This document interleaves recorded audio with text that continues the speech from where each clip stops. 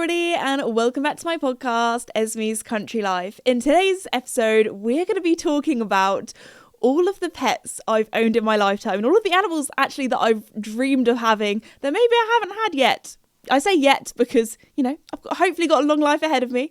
Lots of animals that will hopefully come into my care. But I thought we'd have a little chat about that because there are some pets that obviously I've been doing social media for around 10 years now. But there are some that I've never chatted about because obviously I had them when I was a kid growing up before the social media world came about. But before we begin, just want to say a huge thank you to the sponsor of the podcast, Red Post. Red Post is an equestrian and country store based in the UK, and they also ship all over the world. And if you're listening to this episode on the day that it comes out, I was going to say the first episode to come out in December, but it's actually the second because last week I did an episode all about my equestrian Christmas gift guide, and also a lot of things on there you can get from Red Post. So if you're listening to this, guys, this is your warning. It is now December. It is officially December. Whoop, whoop, whoop. And that means Christmas. So if you get organised, get your Christmas presents. Do you know where you can get them? Red Post Equestrian. So go and check them out at redpostequestrian.co.uk. Anyway, let's get into today's podcast episode because I've got a lot to chat about. I know normally for my Saturday episodes, I give you kind of like a rundown of what's happened during the week, but I've been wanting to make this episode for a long time now. And I thought, you know what? This isn't going to be a midweek episode for a Wednesday. This is going to be a full-on Saturday feature-length episode because there is a lot to chat about. There is a lot of animals that I have owned in my lifetime. I've been so grateful to have in my life. So starting off with technically this is actually a really good question for like when you do like those icebreaker questions, I don't know, things, and you have to do like 2 truths and a lie. You have to say like a fun fact about yourself. This is my normal go-to fun fact, that my first pet was a donkey, because in 2 truths and a lie, if people don't know that I'm horsey, that is quite a good one, because technically the first animal, well, my parents had donkeys before I was born. But anyway, I'm going to get into the story of how some non-horsey, non-donkey owning people just ended up having donkeys, because it's one of those stories that I just haven't really told that much like on my social media journey. I think a lot of people, they assume that I come from a super horsey family and that's why I do what I do, and that's how I got into the horse world, is being like some sort of equestrian nepo baby, but it's not that at all. Basically the complete opposite. So if you didn't know, neither of my parents have ever really ridden horses. Actually, I did. They had a few years when I was older where I did get them or they started horse riding lessons, but we'll get into that.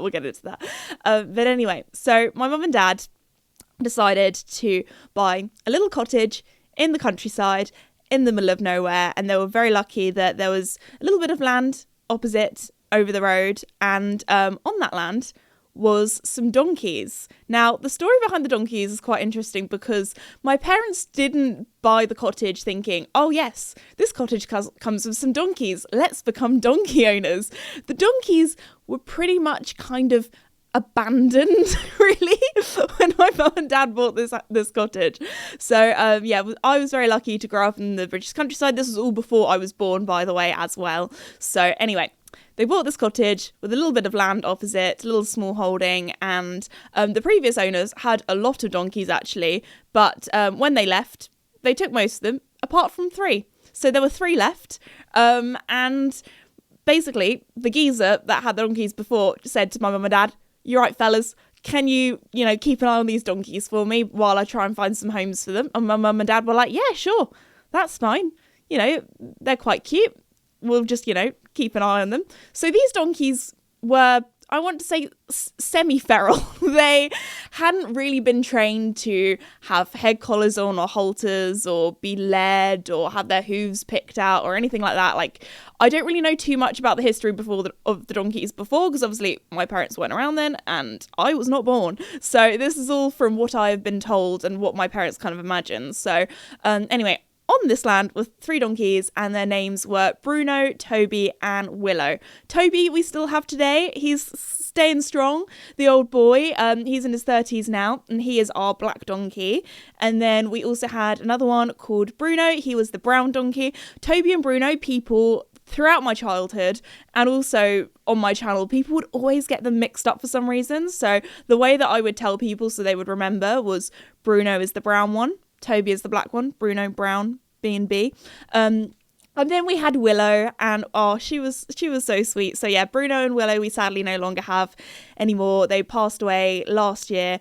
But Willow, she was, I don't really know like donkey colours. I know with horse colours, like you don't say, oh, that's a brown horse. You say it's a bay horse. But with a donkey, like he's not really a bay. He is just a brown donkey. Do you know what I mean? So with Willow, I would describe her as a Palomino paint. So she was mainly like a white grey, but had patches on her that were kind of Palomino coloured, and she had just very, very beautiful markings as well. She actually had like a little marking on her that I thought looked like a little, like it was almost donkey shaped. It was so cute. But anyway, she has basically from as long as I can remember, has always had some medical problems. So I think when my mum and dad started caring for her, she was very young. Like I think she was still basically a foal or maybe just about 1 year old. Obviously old enough to be weaned away from her mother. So we think that Toby and Willow are half siblings, I'm pretty sure. I don't know if they had the same mum or the same dad. I think there was some donkey breeding going on before my parents came about with the donkeys. So obviously don't 100% know full accuracy, the full history. But anyway, moving on. So yeah, Willow's always had some medical issues. She had basically like very early arthritis. She's always been very kind of arthritic. There was one stage I remember when I was probably about 5 or 6 where we weren't sure if like she was going to be all right, like again lots of medical issues, but basically the vets did lots of tests, lots of scans, all that kind of thing, gave her these painkillers, and basically she lived her whole life on Bute. And although she was a little bit wobbly, she wasn't in any pain, which is brilliant. So she was a little bit of a wonky donkey, bless her. And like her whole life, we made sure that she wasn't in pain and that she was happy. And I tell you what, she lived way longer than the vets ever expected, because obviously Bute isn't great for their kidneys and that kind of thing. And so she was, on Bute every single day of her life, and now her kidneys are fine. So we were very, very lucky with that. But anyway, so yes, the 3 donkeys, Bruno, Toby and Willow. And my mum, basically, this guy just left my parents in charge of these donkeys. So my parents, who knew nothing about donkeys, ended up caring for these donkeys, basically trained them to have head collars on, trained them to have their hooves picked out, all by, reading some books on the internet, basically. So I don't think they ever, expected, oh yeah, we're going to have some donkeys one day and live on the small holding. But there we go. When life gives you donkeys, you become an equestrian. So I was very, very lucky to grow up with donkeys in my childhood. I spent a lot of my time, being at the stables. Not that it was much of a stable, it was an old pole barn. So you got to remember, this was a long, long time ago. It was before there was an arena. It was before we had proper stables. Literally all that was on the land was 2 very old rickety barns. There was one barn actually that I'm pretty sure took off in a storm. Like the whole roof just went flying around, like it not a tornado, because they don't have tornadoes in the UK, but it was old and rickety. Like this was a cheap bit of land that was not very valuable. So actually, the history behind the land is it used to all be ancient woodland, and then it was chopped down in around the 70s, I want to say, to do farming. And then they basically realised the soil here is not great. We're on clay. If you know anything about clay, basically in the winter, it is sloppy, slushy swamp.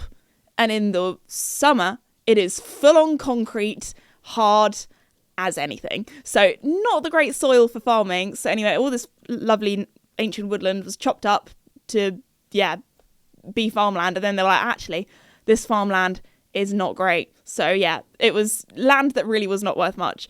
But obviously very, very lucky to have land. So anyway, that's the story behind the donkeys. And then we go on to my first proper pet, which was, I feel like this is most people's first proper pet, and that is goldfish. So when I was younger, our local garden centre had like an aquatics area, or like goldfish kind of, they had more than just goldfish, but obviously when it comes to fish, goldfish are the easiest fish to care for, because they don't need any like fancy heaters or salt water, saline, checking, make sure it's all the correct pH and that kind of stuff. Goldfish are like they're pretty, as fish go, they're pretty easy. So we had some pet goldfish growing up. Do you want to guess what mine was called? I think you can probably guess. You can probably put some money at Goldie. Goldie the goldfish. So there we go. I think my brother had one as well. I can't remember its name. I remember actually we bought, I don't think it was a goldfish. It was one of those fish that looks like it has like big kind of bug eyes with eyes on the side of its head, and it ate my brother's fish because we thought, oh, we'll get a new, like, I think it was for my dad's birthday or something. We were like, oh, we'll get him another fish to add to the fish tank. That would be good fun. And it ate my brother's fish. So anyway, obviously it was a freshwater fish, not a saltwater fish, because that would not have been good to put in there. So yeah, we had lots of different goldfish over the years. I remember actually we had some that got so big. I feel like this is like slightly feral childhood.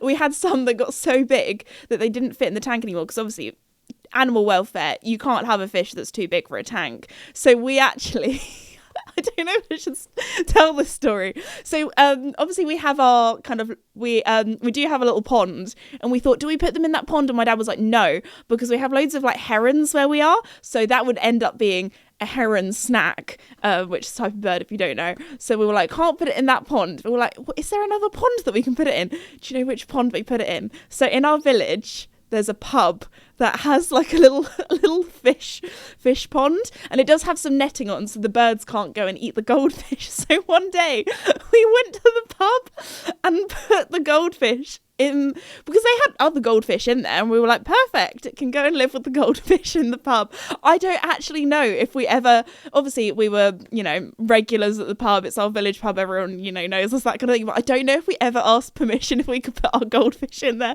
My dad's shaking his head. This is like one of the most feral childhood stories ever. We just like, instead of stealing, we just like, here is some goldfish into your pond. So anyway, because obviously I was quite sad to say goodbye to the goldfish, but I got to see them every time I went to the pub, so it wasn't really that much of a loss. So yeah, that's probably the longest living goldfish ever, because I remember we had these goldfish for ages, and yeah, they grew so big that we homed them to the pub.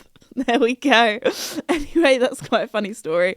So yes, goldfish. And then my first like proper pet, I guess you could say.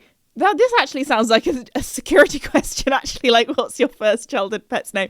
Don't worry, I'd never click on that one, by the way, if anyone's trying to hack into anything. So anyway, yes, my first pet that was a proper pet was, I had 2 rabbits when I was around 5. I remember being so excited because my dad and my granddad built me a whole hutch for them. I remember being so excited for them to arrive, and they were 2 grey rabbits, and their names were Pebble and Thunder, which I don't know if that's quite like weird names or not, because obviously they were both boys, and being a girl, like, I had like all like really cutesy names that I wanted to call my pets, like Blossom or Snowflake, or, you know, that kind of thing when you're that age, or Sparkles, or I don't know, something like that. And I was like, oh, boys' names, that's quite difficult. What do I call them? So yeah, we had Pebble because he was grey like a pebble, very imaginative, and then Thunder because he was also grey, like a thundercloud. And also one of my favorite rides at Disneyland was Thunder Mountain, so little bit of lore for you there. Anyway, so Pebble and Thunder were my 2 rabbits, and yeah, that was kind of like their story. Had some pet rabbits, obviously. They don't live forever, so don't have them anymore. That was a long time ago. It was like 20 years ago now, which is absolutely wild. Anyway, and then after that, we decided to get guinea pigs. So after, sadly, Pebble and Thunder passed away, we then moved on to guinea pigs after that. And basically from the age of like, I don't know, my whole childhood, basically, I had guinea pigs from, yeah, around the age to our last guinea pig very sadly passed away in 2020. But anyway, I think this section of the podcast is probably going to be the longest, because this is going to be the guinea pig section, because my dad's looking at me like, I'm going to see if I can remember all of the guinea pigs we've ever had. He's looking at me like, I'm going to actually have to count on my hands how my dad's yawning. Davide's yawning. Like, you loved the guinea pigs. You would, when my mum was at work, my dad was at home, he would send selfies of him with the guinea pigs to my mum. My mum was having a bad day at work to cheer her up because she thought it was really cute seeing my dad cuddling the guinea pigs. Anyway, so my first guinea pig was called Rose. Obviously, had to go with the cutesy girly names. She was kind of black and ginger. And then the other guinea pig that went with her, I wanted to name her a cutesy name. My dad was like, no, this is my guinea pig. And this was a girl. And her name was Cappuccino, which I'm not going to lie, looking back, that was actually a very cool name. So we had Rose and Cappuccino, or Cappy was her like short name, which actually is kind of cute because guinea pigs are like smaller capybaras, or capybaras are like big guinea pigs. I do actually love capybaras. They're one of my favourite animals. If I ever go to any sort of like animal sanctuary or zoo or something, I'm looking at the capybaras. Anyway, so we had Rose and Cappuccino, and then by the way, just a warning, all of our guinea pigs had the most strange names. So if you need some pet animal inspo for names, this is the podcast episode for you. So then after that, we had, there was a boy in the village that I went to primary school with, and he had some guinea pigs, but one of them sadly passed away. And obviously, you can't have guinea pigs living on their own. They need to have a friend. I'm pretty sure in like a Scandinavian country, maybe it's like Sweden or Norway, it's actually illegal to have a guinea pig living on its own, which I think is a great rule. Obviously, anything for animal welfare. But anyway, and she was also a girl. So they were like, hey, you've got guinea pigs. Do you want our guinea pig that's on its own? And we were like, yeah, sure. So anyway, apparently, so this was a family with like 4+ boys or something, I can't remember. A lot of boys in this family. And do you know what they decided to call the guinea pig? Its name was Punk. Like punk rock. Its name was Punk, okay? Because, so she was grey, and she also had like a little mohawk because she was kind of rosetted. So to be fair, she did look like she had a mohican and looked like a punk rock star. What can I say? And the mum of the boys, she really wanted to call her Primrose. So we, but that was a little bit confusing because we already had a Rose. So we had Rose and Cappuccino, and then she just ended up being called Primrose Punk. So anyway, I feel like that's a bit of an oxymoron, Primrose Punk. But anyway, and then for a little while, because she was grey, like my grandma, we just called her my grandma's name as well. So anyway, we had Primrose Punk Grandma. So yeah, we've got some weird names coming up. And then after that, one of our friends had guinea pig babies. So we had another guinea pig. We had a guinea pig from them, and her name was Lucky. Lucky was probably one of my favourite guinea pigs. She was brown, she was smooth haired, and she was just so sweet. I actually, like, around this kind of stage, I started like teaching my guinea pigs tricks. I say tricks in inverted commas because, you know, it's not like a dog where they could like sit, lie down, roll over, that kind of thing. But if I held up a little bit of cucumber, they would like stand on like 2 feet, and it was very, very cute. So anyway, we had Lucky, and Lucky actually, well, Lucky had a great time because at the local riding school that I learnt to ride at, they had some guinea pigs, and they had a boy guinea pig called Gordon. So Gordon was white and rosetted, and he had like a little kind of gingery patch on him. So Lucky went and had a little holiday with Gordon at the local riding stables for a little bit.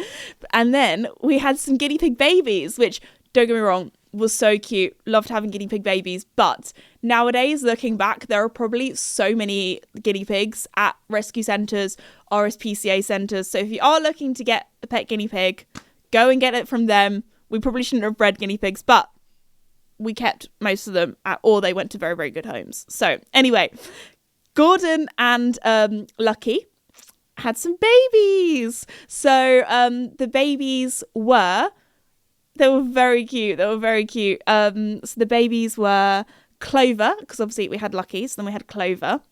And then we had 2 different litters of babies. So I'm really trying to like get it in my brain which litter was which, because we had 2 different, Dad's like yawning, he's like so anyway, so yeah, we had Clover, and then so we had 4 in total, I'm pretty sure. We had Clover, and then we had 3 boys. Now the boys never really had names because we knew that we couldn't keep the boys because we had girls, and obviously boys and girls guinea pigs also, basically they can breed very, very quickly after they're born. So we didn't want to, any accidents happening. So they actually went to a good family friend of ours that really wanted to pet guinea pigs. So it worked out really well. And I'm pretty sure they ended up naming them really weird names. They had little boys as well. So I think they were called Chip, Tum, and Cubby. So there we go. I think that were their names. Chip we will get back to because he makes a return. A little spoiler alert.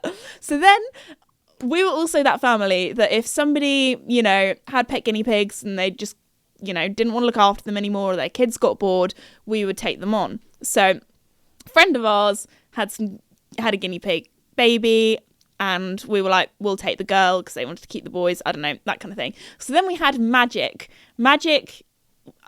She was brown, she was rosetted, she was very, very cute. And then it got to the stage where our guinea pig numbers were dwindling. The first set of guinea pigs sadly passed away. It's a circle of life. Anyway, let's not make this depressing. We're talking about lovely, cute guinea pigs. So Magic, her and Chip, we had Chip back for a little bit to go with Magic, and then Magic had some babies. So also, my dad's gonna laugh at me for this. So when we knew that, obviously, when Magic was pregnant, did the same thing as with Lucky when Lucky was pregnant as well. So actually, looking back, we had many generations of guinea pigs that actually were all kind of related. Obviously, we made sure that when the boy ones came in, there wasn't any relations with that. You know what I mean? Let's move on. So when our guinea pigs were pregnant, do you know what my mum and I did? We got our mattress from our bed because we had an indoor kind of guinea pig hutch and then an outdoor one. And they went in at night, especially in the winter, and then they went out during the day. And in the summer, they were out all the time. So anyway, we would sleep on the floor when we thought that our guinea pigs were going to have their babies, because we didn't want to miss it. So we were like, if this happens at 3 a.m, we want to be there to witness this, the miracle of life. So both times, my mum and I slept on the floor, hearing all these guinea pig noises of obviously the pregnant guinea pig nesting and all that kind of thing. Both times this happened. When did she have her babies? 7 a.m. in the morning. So my dad would waltz downstairs after his lovely good night's sleep in his own bed and be like, oh, look, they're having their babies now, with his little morning coffee. And both times he was so smug and was like, I had a good night's sleep and I didn't even miss the birth. So there we go. So yes, and then Magic gave birth to Pixie, who was also one of my favourites. She was really, really sweet. And she only had two. She had Pixie, and then the other one, my brother decided to name. And what did he decide to name this guinea pig? Because he was a big Star Wars fan. Ewok. So Ewok we decided to keep because we didn't want to rehome him as being a boy on his own. We thought, you know what? Let's take a trip to the vets. Bye-bye Ewok's balls. And he then got to live a lovely life with all the ladies. And he was so sweet, because we also used to having girl guinea pigs. He was a big boy. He was big, and he was black and white. And then Pixie, she was kind of ginger and white. Also, little rewind, I forgot to say, for a while when we had Clover, Lucky's baby, we thought that Clover was going to be a boy. So my brother was like, I want that one. I was like, okay, you can have that one. And do you know what? We were going to call him, or call her, or when we thought it was a him, Mango. Or Dad wanted to call her Flash. So for a while, she was Flash Mango. So can you remember? Yeah, because the dad was Gordon. So it was like, we have to call her Flash. Anyway, so then we had for a while. Oh, and then we actually went and rescued guinea pigs for our local rescue centre. So we had, oh my gosh, I should have counted all the guinea pigs' names on my hands. Wait, Dad's like, no, this is so boring. So then we had Bubbles, Linny, and what was the third one? Miranda. There we go. Bubbles, Linny and Miranda, and they were rescues from our local rescue centre. And then we had another family that had guinea pigs and didn't want them anymore. Or they had guinea pig babies. So we had Pancake, because she was born on Pancake Day. And then, so we had Pancake first, actually. And then a few months later, kid got bored, didn't want the guinea pigs anymore. We took them in. So then we had I think one was called Miley Cyrus, but we changed her name to Vanilla because obviously they were born on Pancake Day, so we were kind of going with the same theme. We also had that was when we had Bandit, I'm pretty sure. I think for some reason Bandit kept her name. I think I wanted to call her Panda because she was black and white, but Bandit, I think. Also, maybe it was Scout. It was Scout, Bandit. I'm really starting to lose names now. I love how I remember the like ones from back in the day, but most recent, I can't remember. And then we had the mum of those babies we took in as well. And do you know what her name was? Mrs. Hadrian. And we kept the name Mrs. Hadrian because the boy was learning about Hadrian's Wall at school. So, Hadrian's Wall. So she ended up, he wanted to call her Hadrian, which obviously is a bit of a masculine name. So we just ended up calling her Mrs. Hadrian. So we had Mrs. Hadrian, Pancake, Vanilla, and Scout. That was it. So some of them you might remember if you watched my YouTube videos back in the day. So actually the one that lived the longest, that we had the longest, was Mrs. Hadrian. She outlived all her babies. She lived until she was about 7 or 8. So, which is wild, which is great for a guinea pig. So she actually passed away in 2020, not long after, I think, one of her baby, I think it was Scout actually, that was the last one, her and Scout. But anyway, so yeah, basically we were thinking of getting obviously her a friend because we didn't want her to be alone, but this was 2020, middle of the pandemic. We can't barely pop to the shops, let alone, go and get a guinea pig from someone in the middle of a lockdown, global pandemic. So she did live on her own for like a few weeks, but as she was so old and so was her baby, I say baby, she was also very old when she passed away. So anyway, that was the end of the guinea pig line, the guinea pig kind of, dynasty that we had for so long. So that is all the guinea pigs. I will let you count how many I had in total because I have completely lost count. So that was a lot of guinea pigs. Also, in my time of owning pets, we had chickens as well. Whoop, whoop, whoop. Dad's like looking down, shaking his head like, are we seriously going to go through all the chickens' names now? He's saying, please no. You loved it. Okay, can we have a little guess of what my first chicken's name was? His name was Eggy. I was so imaginative with my names, guys. So we had Eggy, we had Blackberry, we had Nancy. Nancy was like, I think she was a rescue chicken. So she was a white leghorn, but she was so skaky. She had like no feathers. She was a great layer. She actually, like, I don't know if a fox got her or what, but she just disappeared one day. It was very, very sad. We don't know if, it was a fox or what. There was a rumor that there was a big cat that escaped from the local zoo, so we were kind of thinking maybe the big cat got it. Anyway, so yeah, we had lots of different rescue chickens over the years. I will spare you the names because we've had lots over the years. We had chicken babies as well. So, but adopted babies because we didn't have a cockerel at the time. And we had this one chicken, I think it was Rocky Road actually, because she was a Road Rock and that was my brother's one. And he was like, oh, Road Rock, that sounds like Rocky Road, which is very nice ice cream and also a very nice snack. So anyway, Rocky Road ended up being broody. So she was just sitting on her eggs. She really wanted a baby. She just wanted some little baby chicks. So what did we do? Some neighbours down the road from us, they had some eggs. So what did we do? Got some fertilised eggs, put them under her, and then boom, had some babies. But it wasn't the same breed of chicken though, because they were bantams, which, if you didn't know, bantams I personally think are one of the cutest chicken breeds out there. If you don't know what they are, they're basically like a little chicken, but they have little fluffy feathery feet and they look like, they've got little flared jeans on. I don't know, I just think they look really, really cute. So only 2 of the eggs hatched and were successful. You know the saying, don't count your chickens before they've hatched. There we go. So yeah, we had a mixture of like rescue chickens that were like commercial egg chickens, or I want to say batch farm chickens, but I'm pretty sure it's illegal to have batch farms in the UK now, so maybe they were just egg production hens. Anyway, so we've had lots of different chickens from lots of different places over the years. So yeah, the 2 chicks that hatched were both boys. We had Grapefruit. Well, I wanted to call this girl Grapefruit. Again, very imaginative with names, very random, because I don't know, it was like a little ball and it was kind of like a yellowy, creamy colour like a grapefruit. But Grapefruit ended up being, and my brother wanted to call it Steve, like Minecraft Steve. So, and it was Stevie for a little bit because we thought, oh, maybe it's a girl. And no, ended up being a boy. So we had Steve for a bit. And then the other one, is that bad that I can't remember his name? Maybe that was Blackberry. Blackberry did not last very long, unfortunately. Natural causes. Anyway, so that was, and then obviously we have all the chickens now. We have Johan the cockerel. We had all of the ones that I named after different chocolates. So we had Bounty, Milky Way, Mars. Anyway, that's the chicken update for you.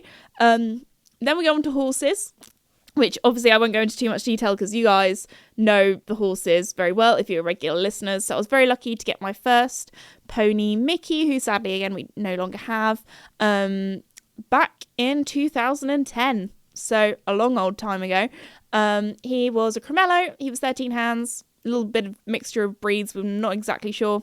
He was originally from Ireland, but came over to the UK, lived in the UK for a bit, and was at a riding school, or he was kind of at a riding school, but was owned by the family that owned the riding school, so he was like, used a little bit as a riding school pony, and then used mainly for their son, and then when their son grew out of him, they, sold him on to us. So that was Mickey's story. He was the loveliest, cutest little guy.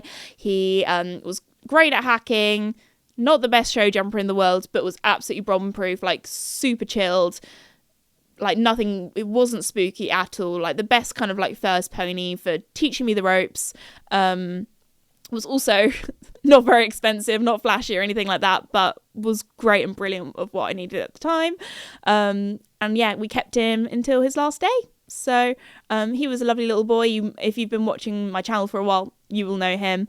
He had a very big personality as well. So being a Cremello, he was a little bit unusual looking, and also his personality was very unusual. He literally was like a dog. He would want to lick everyone. He just, was the sweetest little guy. I miss him a lot, but I'm just so grateful to have had so many different memories with him.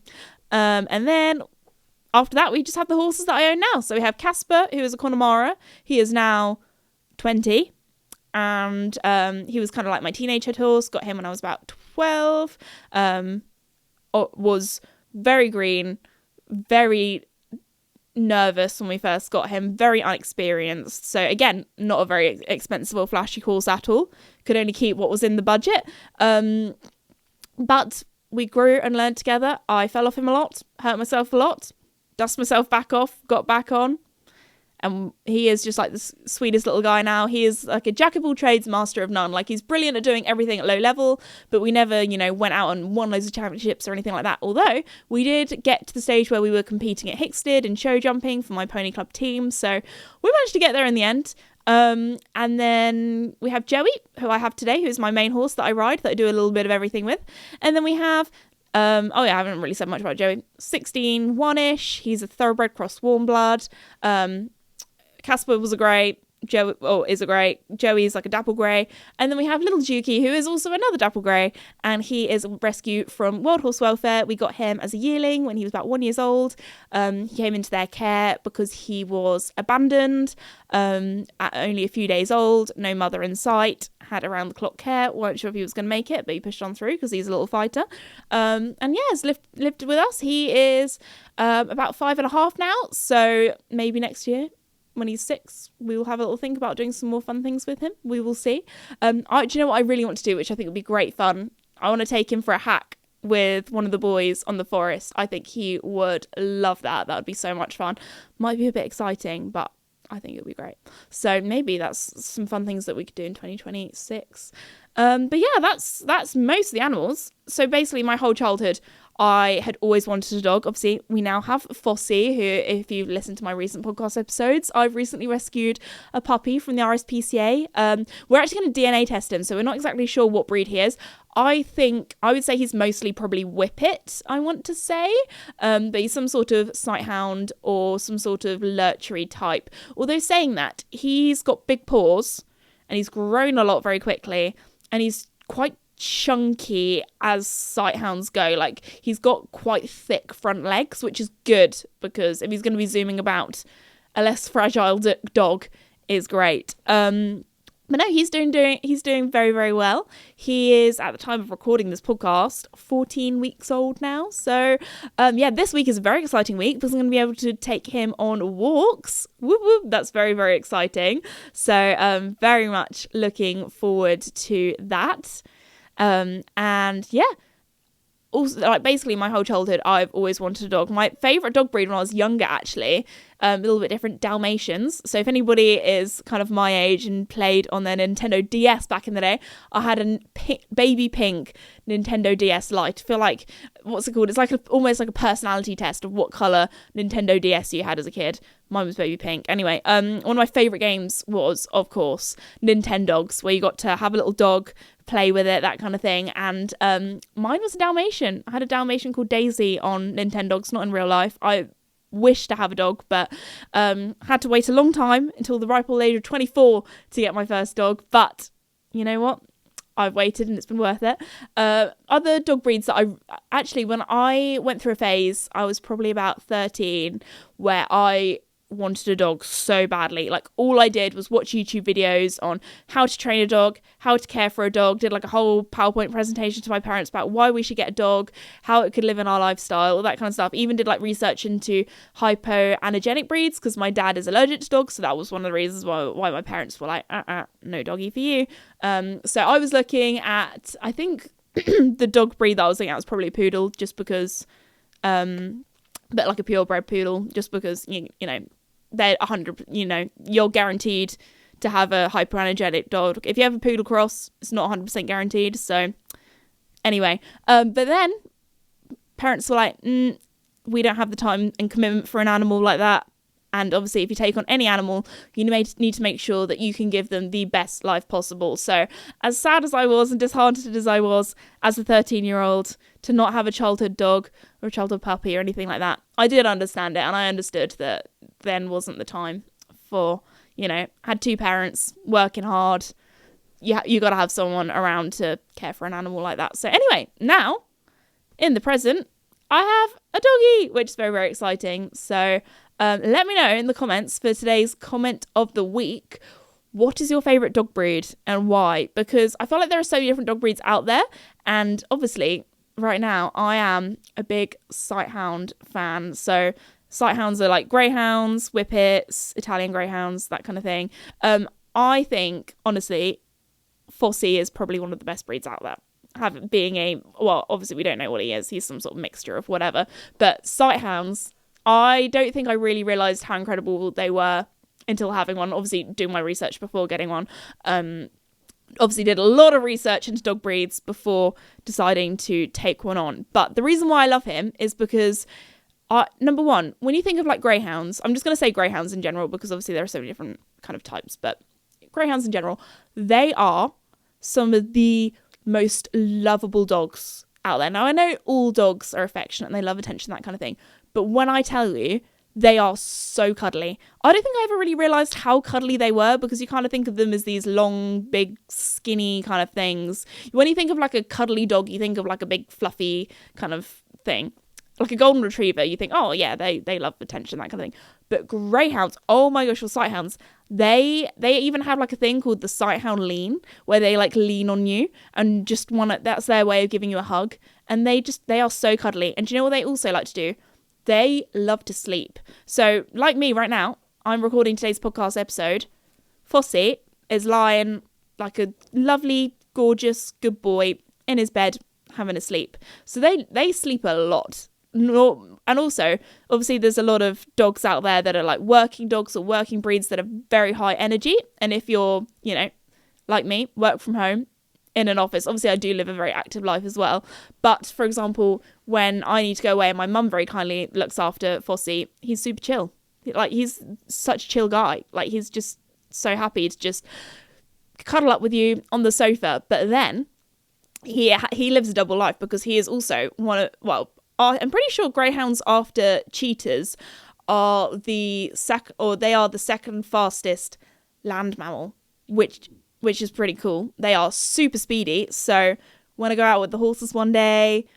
Obviously, I'm a very active person. So basically, if you want a dog that can switch on and switch off, Sighthounds are for you. Because, again, at home, super chilled, sleeping on the sofa. But then when I go out, do you know what? I've been watching so many videos of online, which I would love to do with Fossey, maybe when he's older.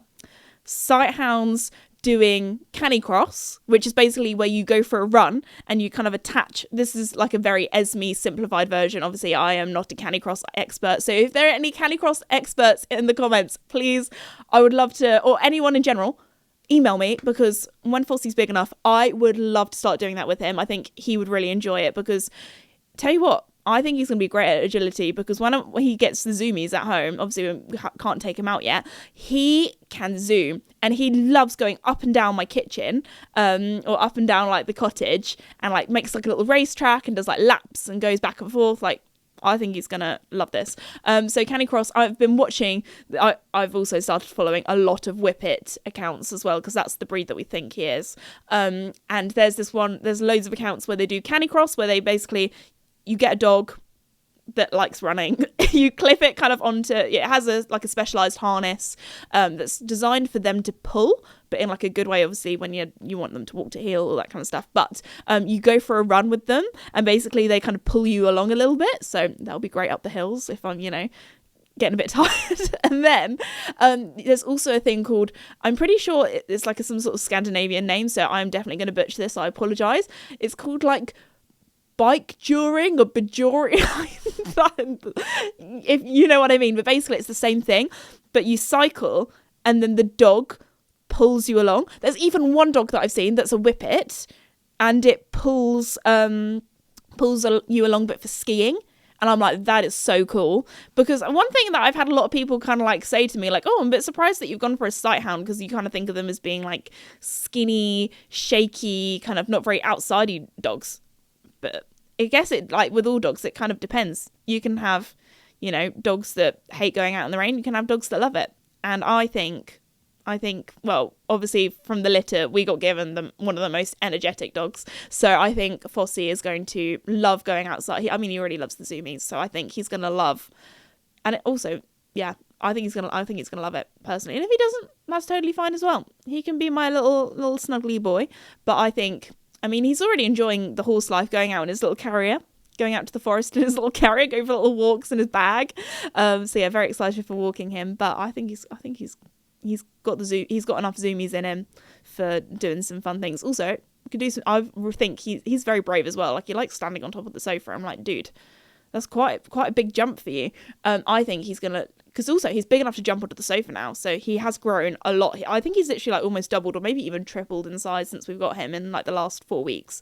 So I think he's gonna love dog agility as well. So, because obviously he's built for speed. So personally, I think it's best of both worlds. The only thing I would say is they do have quite high prey drive. So, but I'm very lucky that I've got him since the puppy. So I've been doing lots of research on prey drive, reading about games I can do with him to help with that. I think that's probably enough of me chin wagging away. I've been chatting way too long, and my dad is probably snoring from the amount of guinea pig names that I've said in today's podcast episode. Another pet that I also did a lot of research on that I really wanted when I was younger was a pet tortoise. But obviously they live for a really, really, really, really long time. So in the end, did not get a tortoise, but that's another pet that I really wanted when I was younger.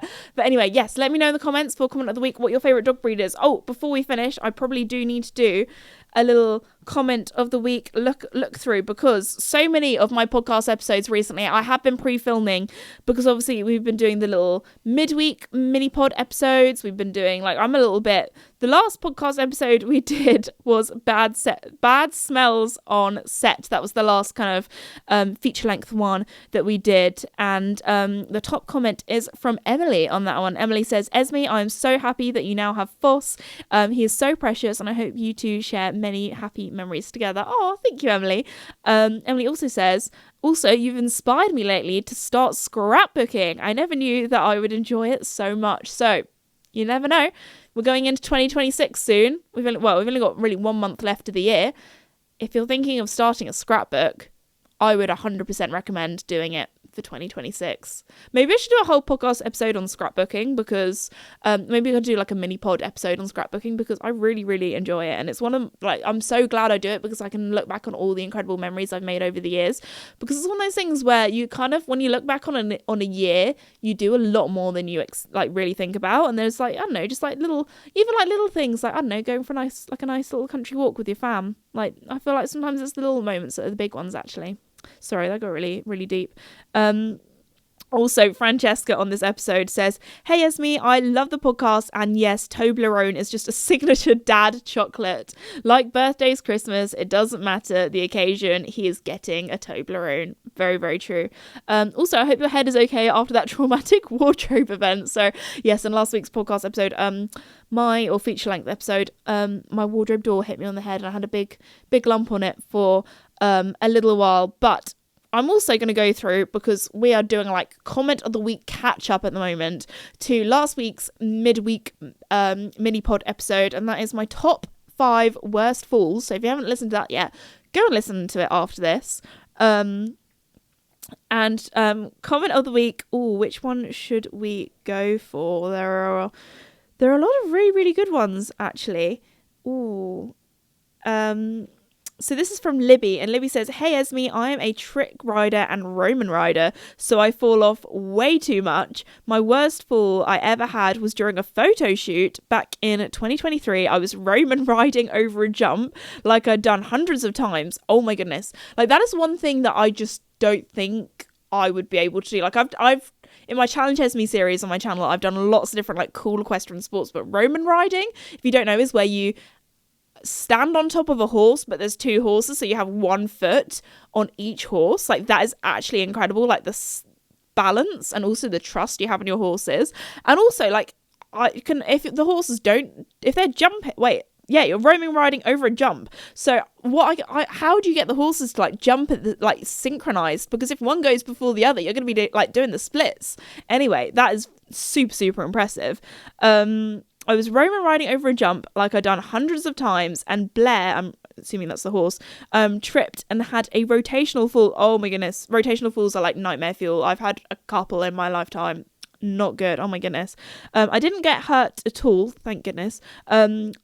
I was on top standing, just got flung a few feet away, and Blair landed on her neck. It was super scary. Oh my goodness.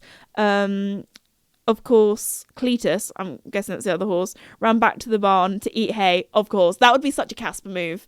I feel like Casper is such a horse where if I fall off, like, he's gone. He's gone straight to the food. Joey would look down at me and be like, what are you doing on the floor? When Casper would be like, see you later, time to get snacks. Anyway, Blair is fine, and that was ages ago. And then Libby also says, congratulations about Fossey. Thank you. Oh my goodness, that sounds very, very scary, but the thing is, with horse riding, we all go through it. We all have falls. And the most important thing is that you get back up. Unless you've hit your head, put a different helmet on. Make sure you don't have a concussion. But apart from that, it's always good to get back in the saddle. Anyway, on that note, I'm probably going to have to finish up today's podcast episode there, because I've probably been chin-wagging and chatting away way too much about all of my animals and all of my pets. So, let me know in the comments if there's any pets that you didn't really know about, because I don't think I've missed anything out. I think basically equines, guinea pigs, fish, and chickens, my main animals that I've looked after in my lifetime. But anyway, very, very grateful that a lot of those animals, or basically all of them, have lived very long and happy lives, and hopefully I've given them the best care possible. And anyway, thank you for listening. Thank you to Red Post for sponsoring the podcast. If you have some animals of yourself, they also do dog products, they do horse products, they do country living and lifestyle products. So friends and family, Christmas, little reminder, go and check them out at redpostequestrian.co.uk. Anyway, I will actually wrap up the episode now. So thank you for listening, and I'll see you all next time. Bye.